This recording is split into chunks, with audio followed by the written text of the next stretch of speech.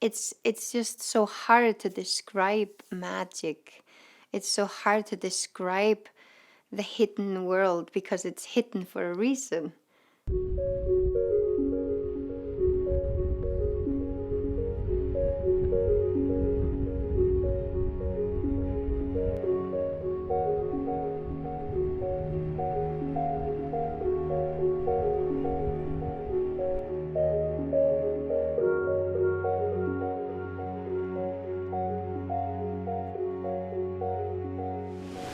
When I was growing up, every time we were driving where there was like a hole in the land, like there's a hole there, my mom would always tell us, now you can make a wish.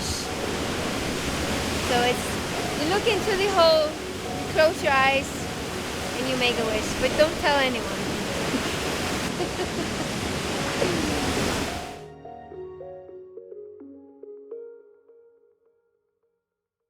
My name is Júlía Óttarsdóttir, so I'm the daughter of Óttar, that's my last name. I'm born and raised in Iceland. Iceland is an island in the middle of the Atlantic Ocean. We have both erupting volcanoes and then we have one of the biggest glaciers in Europe. So we have the diversity from ice and fire. We have a lot of light in the summertime and we have a lot of darkness in the winter. So it's a very magical place in that sense of contrast and of diversity. In Iceland, there are people that live outside of Reykjavik and there are the people that live in the Reykjavik. So we have like the city people and then we have the farmers. Every summer we would go to my grandmother in the countryside, and my grandmother opened up one of the first horse rentals in Iceland. My grandma had summer houses, and I remember this kind of property or an area behind the summer houses, and there were like all these pieces of land, but then always there was this one piece that was no house. And I was like, why you don't build there? You know, this is like a perfect spot. No, the elves are there. The elves or the hidden people, they are these small beings. And we have a rule in Iceland that you cannot build everywhere if there are a certain type of elf stones. If you move the stones out of the land, you just get rid of the stones and, I'm gonna build my house. The elves will probably burn your house, or they will make your life miserable because you didn't ask for permission in the first place. So I grew up with my mother and my grandmother on a farm, taking care of horses, riding horses, bringing people on tours. Yeah, and the horses have always been like the best friends of my mother.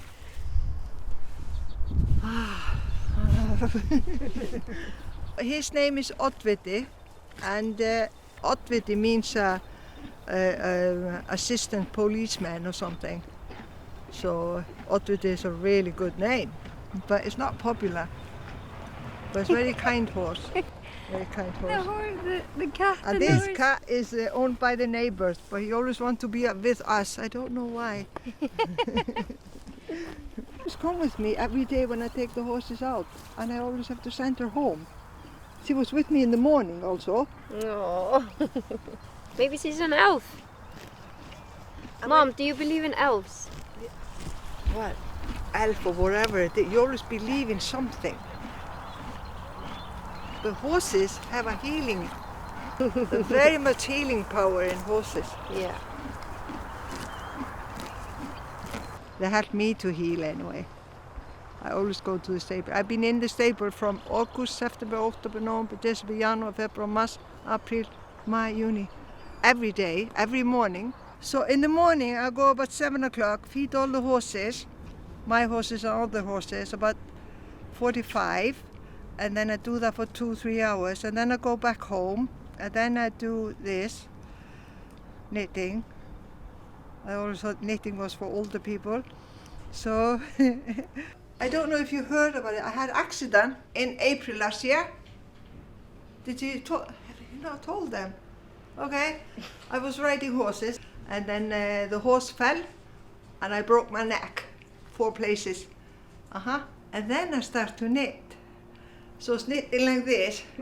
And I don't have the patience to knit, but just after the accident, then I start to do it. So be my guest and try them on if you want. And yeah, I don't know what you want from me.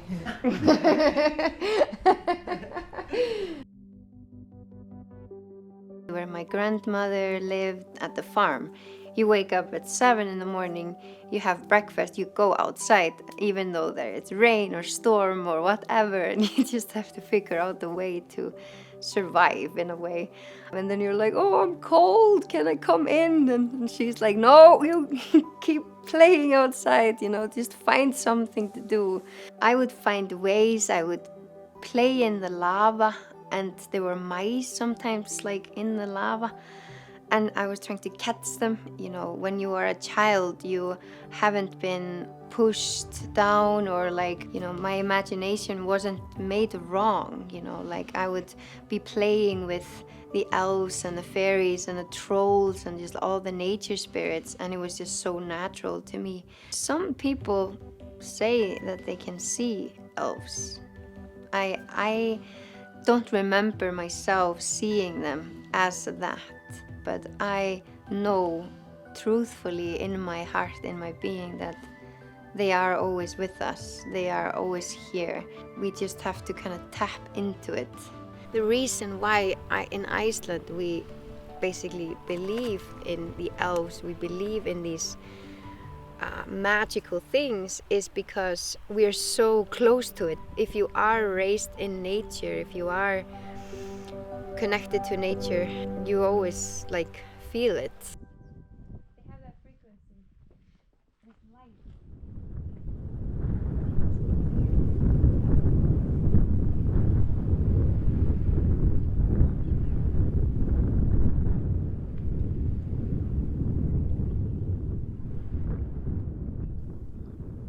Yeah, it's been an interesting journey for me, especially here in Iceland, because I am somewhat of a pioneer of my art. Okay, where are we here? Guitar tuner. Sound check for you, Angel. When I started walking this path myself and I started connecting more and deeper to Iceland and to the magic here, then I started just attracting a lot of people. They are people that started coming to my ceremonies and to my kind of journeys in nature, and it just all became family today and my best friends and so on.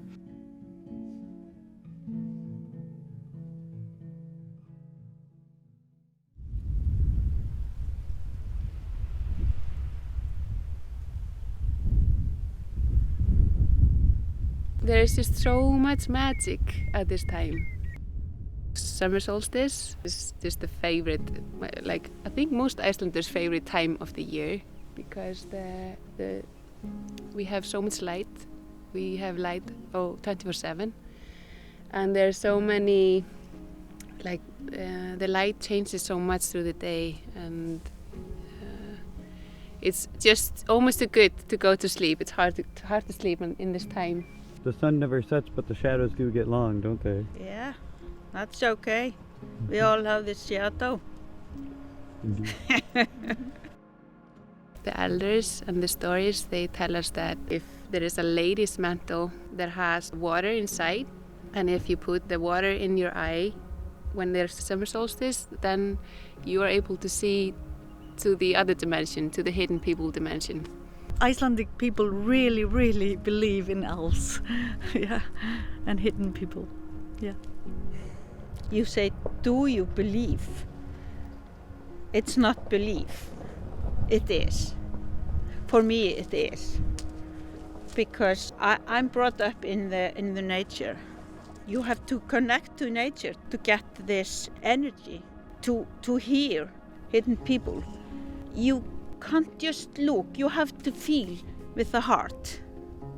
And then then you realize you're not here alone. We people are not here alone. Try it when you are here in Iceland. Sit by yourself, bathe in nature in Iceland then.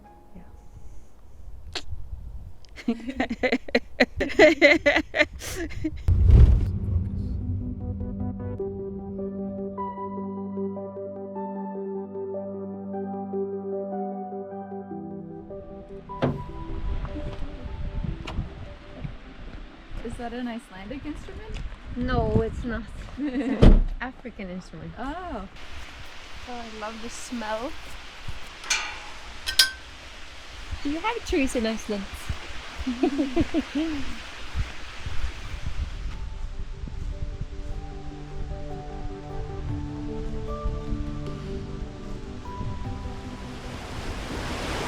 When you're around waterfalls, you are basically cleansing away all the negative energy. You're just come alive, you know, and I just love it so much. Lick it!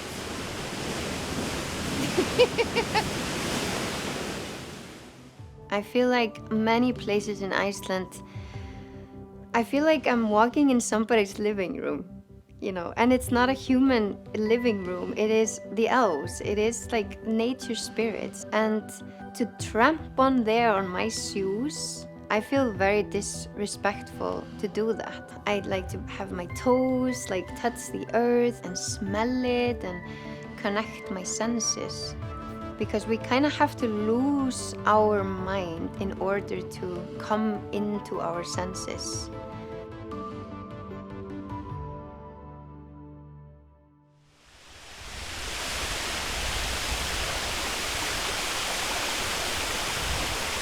We have the elf houses. So it's always good to say hi to them. Hello. It's a house for the elves. So this is what Icelanders, not everybody, but some that are connected to the land, they kind of, yeah, they create these places for the elves to basically honor them.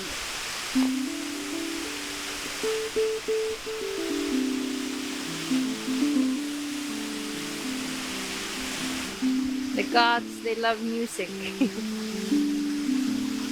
So we must play.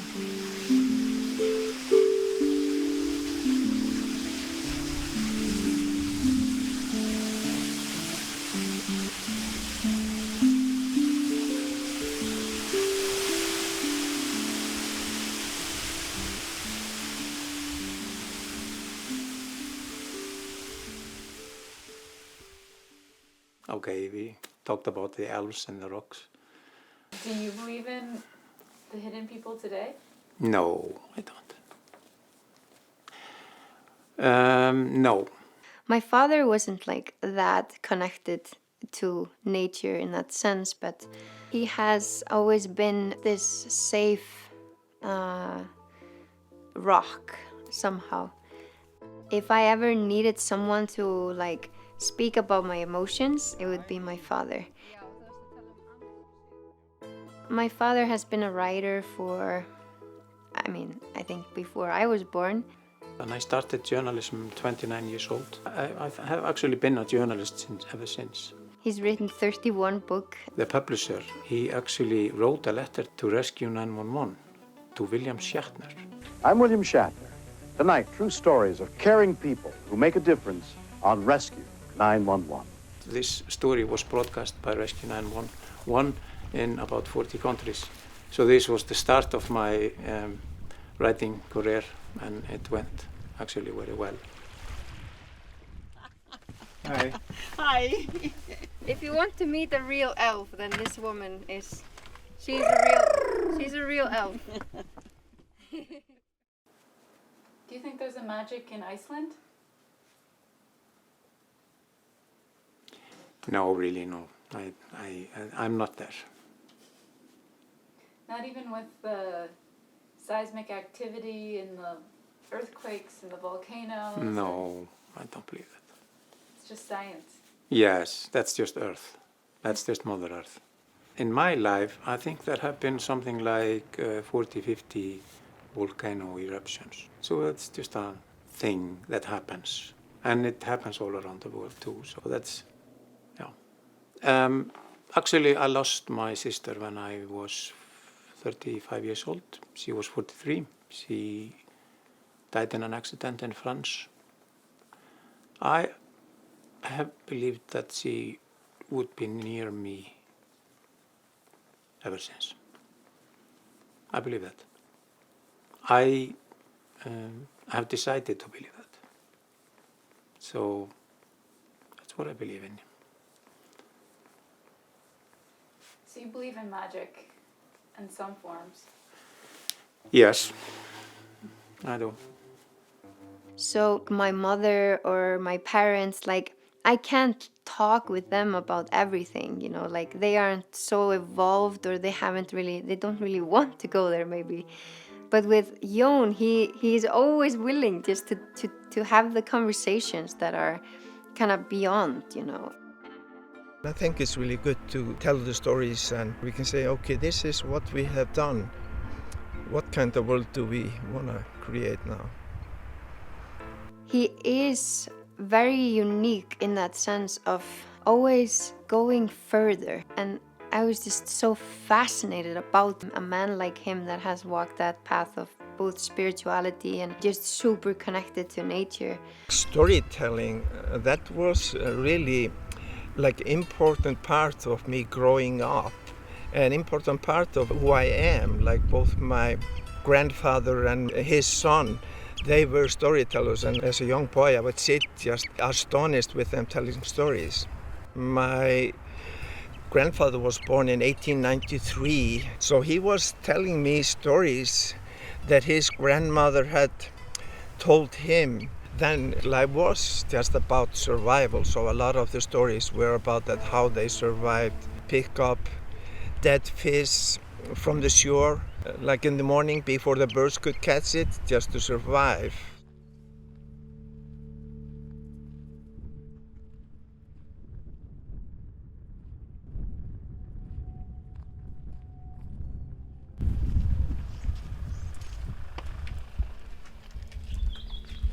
Yeah, so this is how we used to live in Iceland, in these torf houses, oftentimes built with stone and earth. And my mother was actually born in a set house or torf house here, maybe an hour away from here. So yeah, that's a big part of my heritage. To keep the heat in the houses, they would have the sleeping area in the upper floor and the sheep and the cow in the below, and then the heat of the animals would warm the sleeping area. It gets really cold in Iceland. Woo! So this is more so like a storage shed for the food. So in the summer you would go out and harvest as much as you could, and then usually the food would be fermented. Yeah, I'm just very fond of my ancestry and this these warriors, these people that just survived craziest winters, you know. It was a tradition to tell stories and share about it, and so when we've been talking about like crisis in the world or COVID or financial crisis, it's so different from what they had before that is really helpful to look at it from a very different perspective.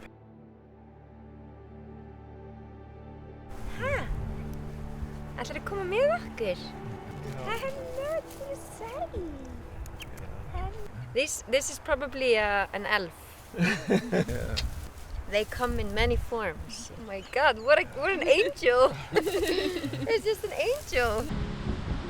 From the stories of my ancestors, they often talked about like the hidden people, like the elf people, that they were usually in every farm there was somebody who they were connected to that kind of informed them of their life and how things would be. They look mostly like humans, And sometimes, like when I see them, it's almost like through a gate or something with see-through curtains between them. So almost as you could go in there, but I haven't really haven't done that yet. There used to be easy to travel with these kind of like stargates that we call them now through different dimensions. And yeah, I don't know why they were closed, but they were, I don't know how to describe it. Is when we talk about that world, words are often difficult. Jón is living by the glaciers, Skaftafell, the national park. He lives there, right in front of the glaciers.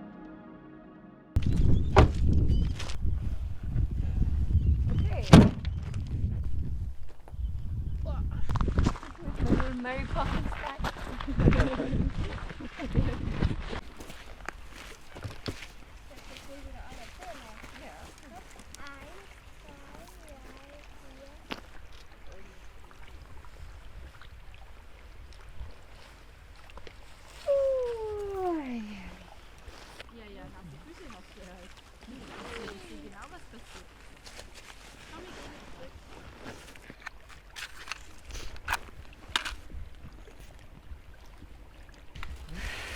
I mean, you can burn like pine, you can burn sage, you can burn like any of the herbs and basically just the herbs that are from the land.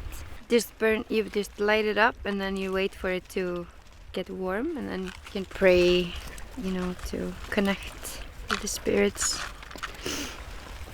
Thinking if I should play the bowls a little bit, but it's not like an Icelandic thing.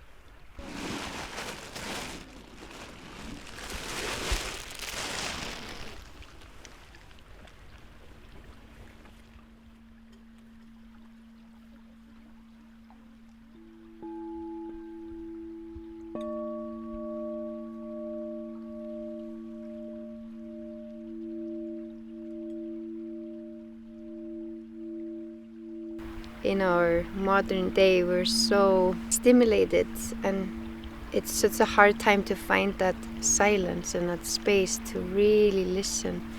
And when you are able to do that, then you're able to connect with the hidden world, to the elves, to the,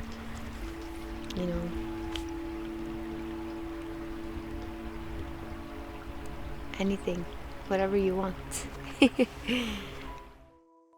Like the way I see, Júlía often has that connection to nature, and a lot of wisdom seems to be coming. I don't know sometimes where the ideas come from.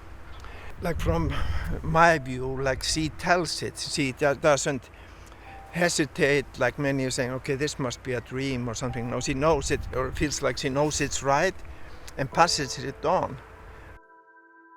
I was thinking about what you were asking if I was proud. I am very proud of you, Júlía. You have such a passion. I love to kiss them on the lips. Careful, careful, careful, careful what you wish for. Careful. When Júlía was born, she was something different, She was beautiful, but she was something different. There was something in her that, here I am, something like this. And she has chosen her own path and she will follow it. And that's what's making me proud of her, absolutely.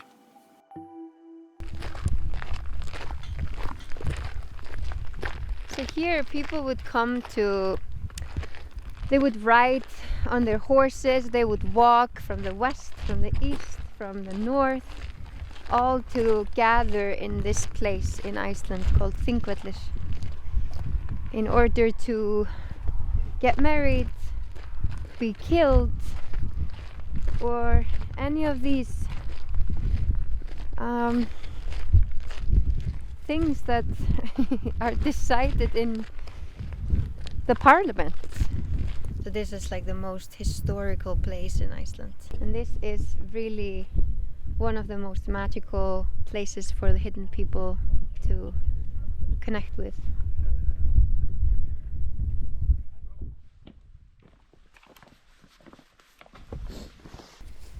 There's just this silence here.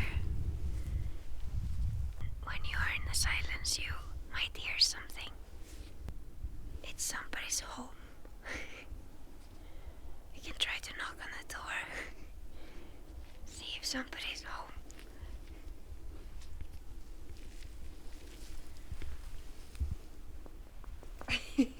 Hello.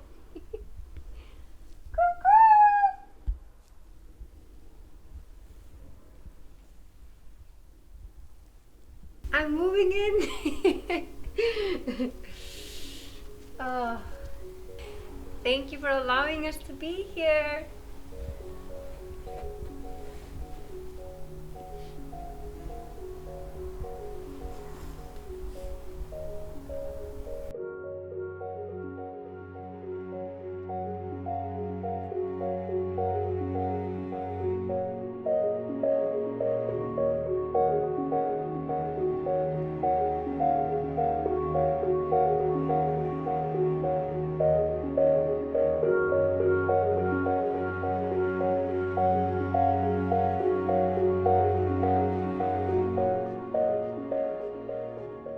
This program is brought to you by Margaret A. Cargill Philanthropies.